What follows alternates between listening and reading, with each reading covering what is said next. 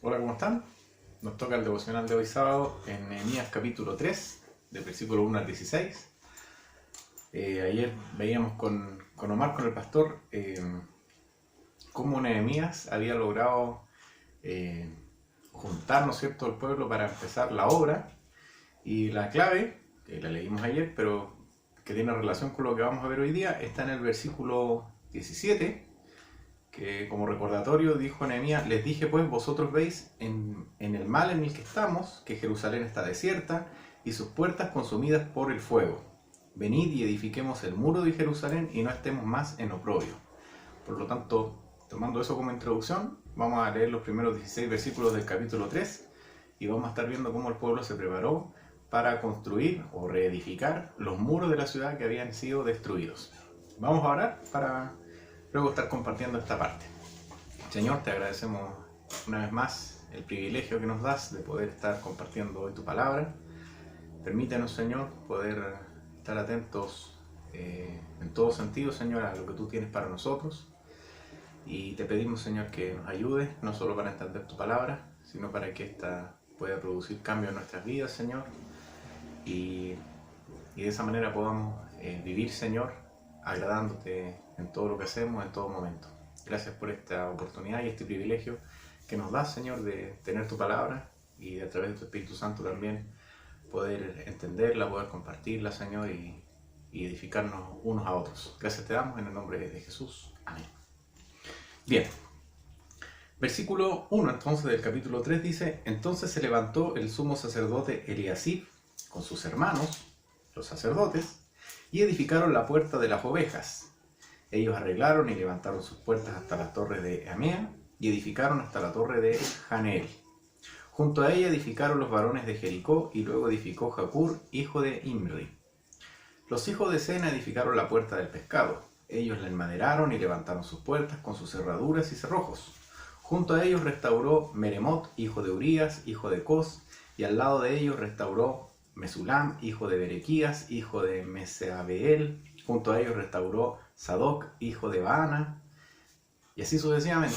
Podemos ir leyendo y nos vamos a dar cuenta que los 16 versículos hablan más o menos de lo mismo, de que ciertas personas con sus familias fueron y se dedicaron a restaurar las puertas, a poner los marcos de madera, otros trabajaban directamente en el muro, se fueron repartiendo las actividades para poder ir levantando todo esto.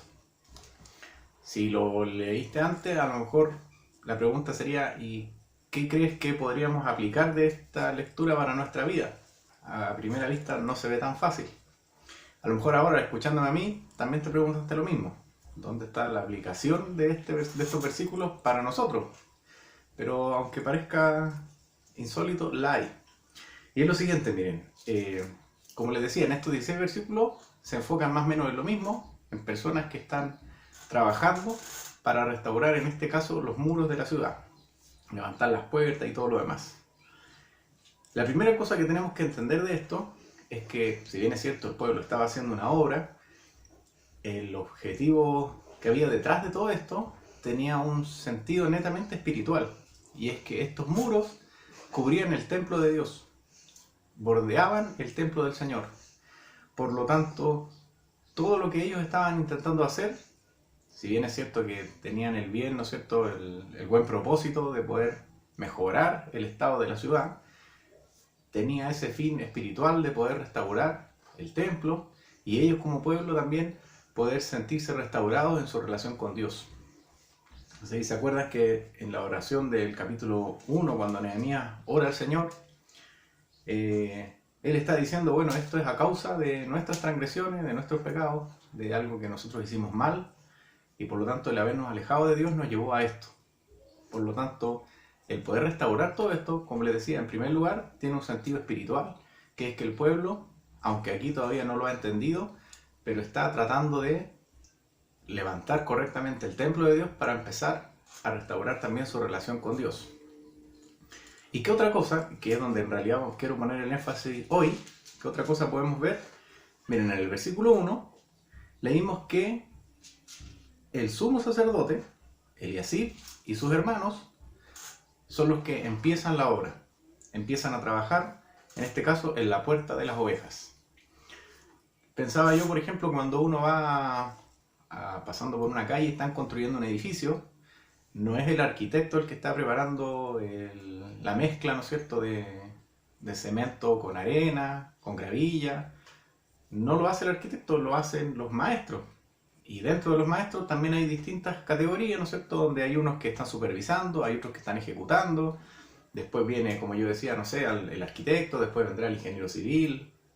No es mi fuerte, no sé cómo es la estructura, pero lo que quiero decir es que generalmente las personas de más alto estatus, por decirlo así, están encargadas de otras cosas.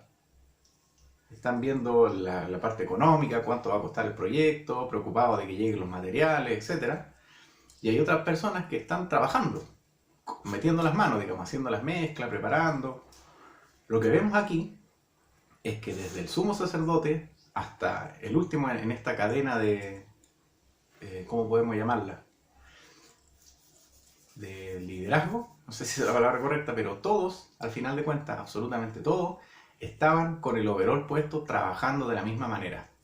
No había un jefe, no había... No, todos, desde el sumo sacerdote hacia abajo, estaban trabajando. ¿Con qué fin? Con el fin de poder servir al Señor, de poder servir al pueblo en común. Vimos, por ejemplo, aquí en el versículo 1, al sumo sacerdote y a los sacerdotes que estaban restaurando. Si vamos, por ejemplo, al versículo 7, dice, junto a ellos restauró Melatías, Gabonita y Gedón Meronotita, varones de Gabaón y de Misipa, que estaban bajo el dominio del gobernador del otro lado del río. Personas de todo el mundo se estaban juntando para venir a trabajar. Dice después, en el versículo 12, junto a ellos restauró Salum, hijo de Aloes, gobernador de la mitad de la región de Jerusalén, él con sus hijas. O sea, como ya decía, había personas que podían ser súper importantes, eran el hijo de, a lo mejor eran el gobernador de, pero aquí todos vinieron a lo mismo, que era trabajar, era levantar los muros, levantar las puertas, y todos estaban en lo mismo. Hombres y mujeres, dice acá que él vino con sus hijas. Y esto mismo lo vamos a encontrar en los 16 versículos. Personas que están ahí, como yo decía, con el overol puesto, trabajando en este sentido, trabajando en restaurar la ciudad, en poner lo más pronto posible la cobertura que el templo necesitaba, este lugar que era tan importante para ellos. Entonces, ¿cuál es la invitación o cuál es la aplicación que puede tener esto para nuestra vida? Como les decía, quizás en una primera lectura a lo mejor no hay mucha, pero viendo estos detalles, podemos pensar que hoy día, por ejemplo, Dios a nosotros nos llama con el mismo fin. Llámese hombre, llámese mujeres, llámese pastor o llámese el hermano más nuevo, si queremos verlo como una cadena, absolutamente todos trabajando para el Señor. Todos deberíamos estar con ese mismo espíritu, con esa misma intención, con ese mismo ánimo, de poder estar todos buscando servir al Señor. En este caso en particular de Nehemías había una sola cosa en común, que era restaurar los muros, y estaban todos en eso. A lo mejor hoy día en nuestra iglesia no necesitamos eso y por lo tanto podemos segregar un poquito en que uno se encargue de esto, otro se encargue de esto otro.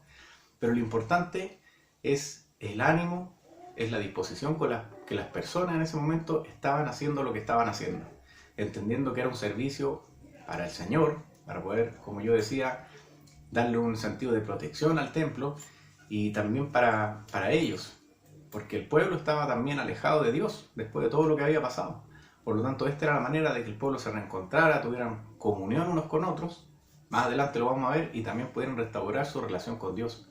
Por lo tanto, esa es la invitación que quiero dejar hoy día para nosotros, que estemos pensando en que, sin importar si estamos, no sé, cortando el pasto, lavando la loza, haciendo algo que puede parecer muy simple, estamos sirviendo al Señor. Y eso tiene tanta importancia como la que puede tener cualquier otra cosa que estemos haciendo en la iglesia, porque ese es el llamado que tenemos, estar sirviendo al Señor. Entonces, si así como vimos que el sumo sacerdote, que los gobernadores, los hijos de los gobernadores estaban ahí edificando el muro, entonces nosotros también pongámonos el overol y sirvamos al Señor con todo lo que Él pone delante de nosotros para hacerlo. Que el Señor le bendiga.